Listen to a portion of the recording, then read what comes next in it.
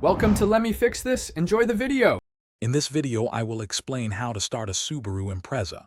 First, ensure your vehicle is in park or neutral for safety. This prevents unexpected movement when the engine turns over. Always confirm the parking brake is engaged, especially on inclines. Also, take a quick glance at your fuel gauge. A low tank is a common reason for a no-start situation. These initial checks are crucial for a smooth and safe start every time you get behind the wheel. Next, let's look at your ignition type. If you have a traditional key, insert it fully into the ignition cylinder.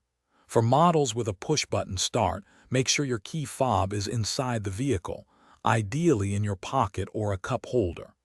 Crucially, with a push-button start, you must press the brake pedal firmly before pushing the start button.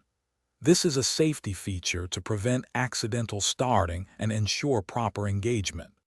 Hey everyone, if you're finding this guide helpful, please hit that subscribe button and give us a like. It really helps the channel. And speaking of getting ready for your next drive, whether it's a long trip or just daily errands, don't forget your snacks. Make meal prep easy with these fantastic leak-proof containers. They're perfect for keeping your food fresh on the go. You can find the link to these and other great deals in the description below. Now let's get back to the video. Sometimes, your Impreza might not start on the first try. If the engine cranks but doesn't catch, consider a low battery or fuel issue. A rapid clicking sound when you turn the key or press the button almost always points to a weak or dead car battery. Also, ensure your steering wheel isn't locked.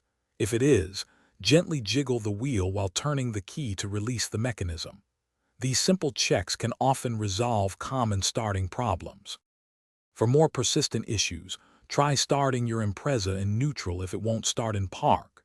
This can sometimes bypass a faulty park/neutral safety switch.